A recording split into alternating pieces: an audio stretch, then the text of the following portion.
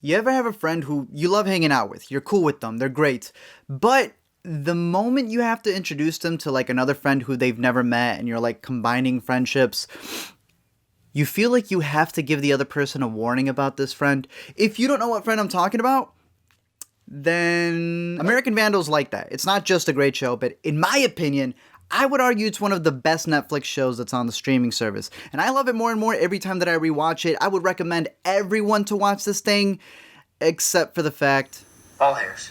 it's very dick-centric. But if you get to know the show, you like it. It's about a vandal who spray paints a bunch of penises on the faculty's cars, and everyone seems to blame this one kid because he's known as being a screw-up, and they're all pretty sure that he's the one who did it. But there's these two dudes over here who want to make a documentary detailing and investigating to see if Dylan is the actual vandal or if there's a bigger cover-up happening in the school. I think it's a fantastic show. I would highly recommend it.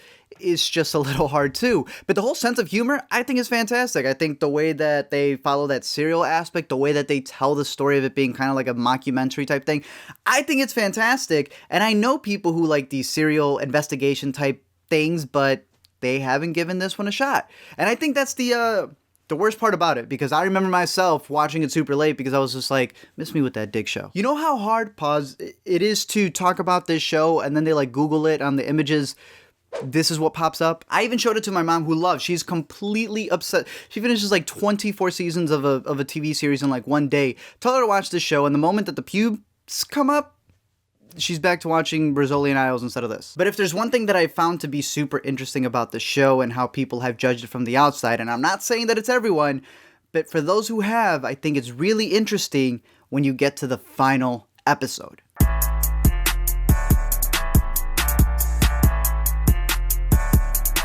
Now, I know some of you haven't seen it, so this is kind of like your last spoiler warning to it. I don't think it ruins the show. I think you can still go into it and enjoy it, but, you know, I put this on my top movies list. It doesn't, yeah, whatever, I put it, because honestly, it was one of the best stories that I saw in 2017, that I experienced in 2017.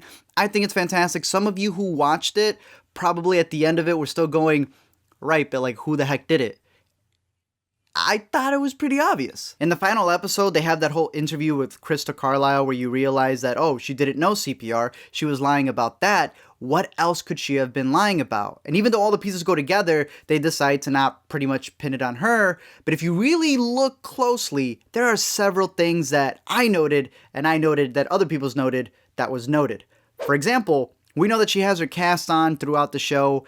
But what's super interesting is that depending on what episodes you watch, you notice that the cast switches. Now, some people have said, oh, you know, it's just like a reversed image. I don't think that's the case when you see that the background, you know, the school is actually, it looks the same way that it does in the picture. And on top of that, I don't know why a picture would be flipped in one and not the other. But I think that adds to the idea that she was faking it, thus allowing her to be able to do the vandalism a lot easier. On top of that, there was a crazy one that was out there about both of the names, Krista Carlisle and Van Delaray, and when you put them together, if you look closely enough, some people have highlighted car vandal.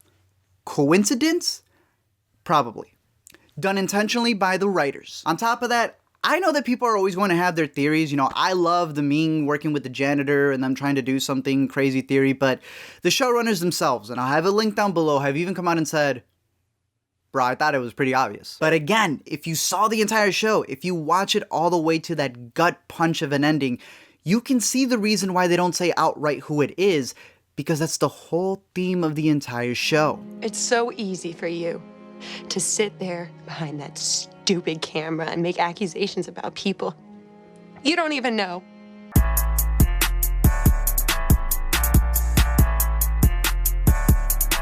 When I was in high school, as I'm sure many of you probably went through as well, they give you that little test where you fill out something and then at the end it tells you what you're supposed to be, not just in your career, but like pretty much in life. I got cosmetologist. Now, maybe I've been doing it wrong all my life and I should have followed the path that was given to me and maybe started a makeup channel instead. Call it the A to Z Chanel, where I cover highlights to pedicures and everything in between. Or maybe it was good that I learned that I can choose my own destiny and not rely on what a counselor told me I needed to be. I think that's the biggest point of the show. If you really wanted to know who did it, they tell you. Like I said, Link down below as well if you don't believe me. But the main thing that they were emphasizing throughout the entire show is that we're so focused on finding out who did it for everything, who did it by any means, that we forget that we're hurting those we blame along the way. The ones who you're tearing down, the ones who you're setting up to fail, the ones who you're pinning your expectations on and boxing them in. And every American kid goes through this for 4 years. Literally, that's what high school is. A place that's set up to tell you what you are and what you're going to be while ignoring the things they should be teaching you. I think that's a major point that the show showcased perfectly, because I know a lot of you probably watching this video, you've probably been told you can't be something, you can't do something, that you're bound to something. Honestly, I think that's dumb because you can decide to be whatever you want to be. I, for example, am supposed to end all of these videos very pretentiously, very dramatically, on a slow final line. So I'll say that if you haven't seen the show, definitely go check it out. If you completely ignored the spoilers and you just saw this entire thing, definitely give it a watch. Give it a rewatch. I think it's fantastic, and I think the beauty of it, if you are one of those people who ignored the show, is that the ending of it is all about judging something and not giving it a chance, which you should. You should give everything a chance the same way you would want to be given one. That's fine.